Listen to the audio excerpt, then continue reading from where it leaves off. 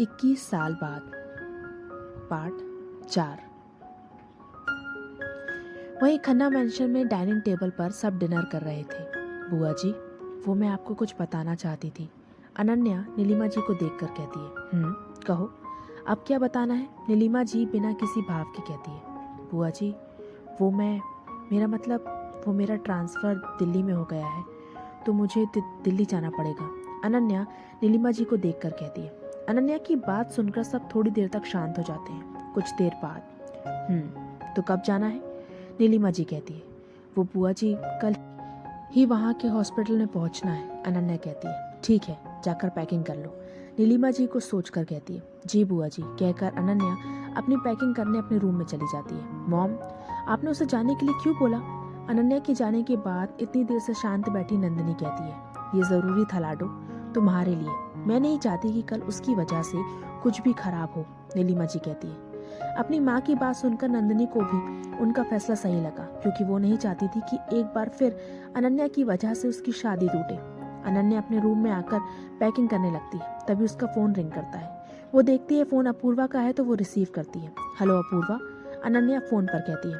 हे beautiful, क्या हुआ? तेरी वो हिटलर मानी या नहीं? अपूर्वा पूछती है। वो मान गई, अनन्या कहती है। रियली? ऐसे कैसे? I mean, वो बिना किसी मतलब के कैसे मान गई? कुछ दाल में काला लग रहा है, अपूर्वा अनन्या की बात सुनकर कहती है। ऐसा कुछ नहीं है अपूर्वा, तुम गलत समझ रही हो। बुआ जी से मैंने पूछा तो उन्होंने हाँ कर दी जाने के लिए, अनन्या कहती है। अपूर्वा अनन्या की बात सुनकर कहती है। पर अनन्या प्लीज़ अपूर्वा, रात बहुत हो गई है, मैं इस बारे में कोई बात नहीं करना चाहती हूँ, सो गुड नाइट, कहकर अनन्या फ़ोन रख देती है। लेकिन अपूर्वा कुछ कह पाती तब तक फ़ोन कट चुका था। अनन्या ने अपना फ़ोन टेबल पर रखा और अपना सर झटक कर अपने बेड पर सोने चली गई। दूसरे दिन सुबह अनन्या जल्दी अपने सारे काम निपटाकर अपूर्वा के साथ दिल्ली के लिए निकल जाती है। वहीं सिंह मैंशन में डाइनिंग टेबल पर आलोक जी का फ़ोन रिंग करता है। वो फ़ोन पर बात करके वापस नाश्ते के लिए आ जाते हैं। इतनी सुबह किसका फ़ोन था? अरुणा जी आलोक जी को देखकर पूछती हैं। वो अरिजीत का कॉल था, आलोक जी कहते हैं। डैड, ये अरिजीत आपके फ्रेंड है ना? अभिनव पूछता है। हाँ अभी, ये मेरा कॉलेज फ्रेंड है, अरिजीत चक्रवर्ती, और सिटी हॉस्पिटल का डीन भी। मैंने इसी से बोला था अरुणा जी के लिए अच्छी डॉक्टर भेजने के लिए, आलोक जी कहते हैं। इसका मतलब मॉम के लिए अच्छी डॉक्टर मिल गई है? अविनाश कहता है। हाँ अभी मिल गई है, इनफैक्ट वो आज ही आ जाएगी अरुणा जी का चेकअप करने, आलोक जी कहते हैं। ठीक है डैड, तो जब वो आ जाएं आप मुझे कॉल कर देना, मैं भी मिल लूँगा उनसे, अभिनव कहता है। आलोक जी अभिनव की बात सुनकर मुस्कुराते हुए कहते हैं। ओके बेटा। थोड़ी देर बाद सब नाश्ता करके अपने अपने काम पर चले जाते हैं। वहीं अनन्या और अपूर्वा दिल्ली पहुंचते हैं। अपूर्वा अनन्या से बाद में मिलने का कहकर अपने घर निकल जाती है और अनन्या भी टैक्सी लेकर अपने पुराने घर खन्ना हाउस पहुंचती है।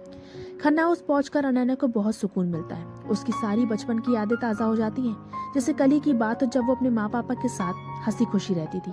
ये सब याद करके अनन्या की आंखों में आंसू आ जाते हैं। वो जब अपने घर का गेट खोलती है तब एकदम से उसे खांसी आ जाती है, क्योंकि घर काफ़ी गंदा होता है और हो भी क्यों ना, 21 सालों से जो बंद था। अनन्या अपना फ़ोन देखती है जिसमें 10 बज रहे होते हैं। वो जल्दी से ऊपर जाकर किसी भी तरह रेडी होती है और हॉस्पिटल के लिए निकल जाती है। रास्ते में क्लीनिंग कंपनी से घर साफ करने के लिए कह देती है। आज अनन्या का हॉस्पिटल में पहला दिन होता है।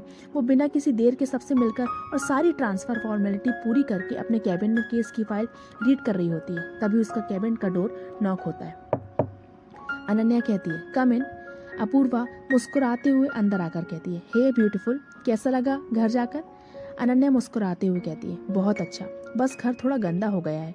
अपूर्वा कहती है, 21 साल बाद खुलेगा तो ऐसा ही रहेगा ना? अनन्या कहती है, तभी डोर नॉक होता है। अनन्या अंदर आने को बोलती है, कम इन।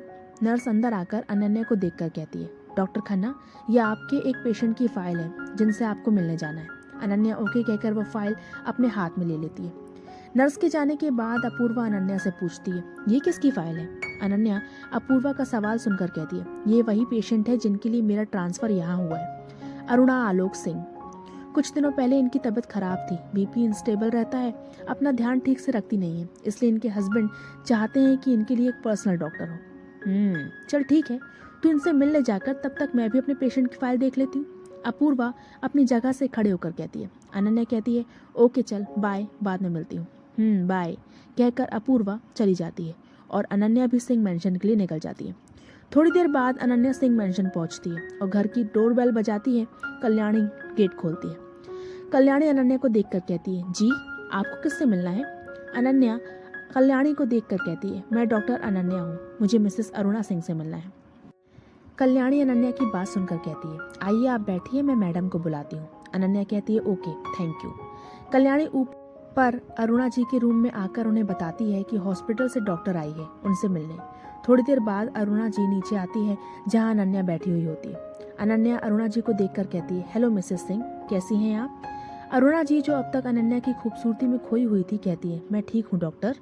अनन्या कहती है। अरुणा जी अनन्या का नाम जानकर थोड़ी देर कहीं खो जाती है, फिर मुस्कुरा कर कहती है, आपसे मिलकर अच्छा लगा अनन्या।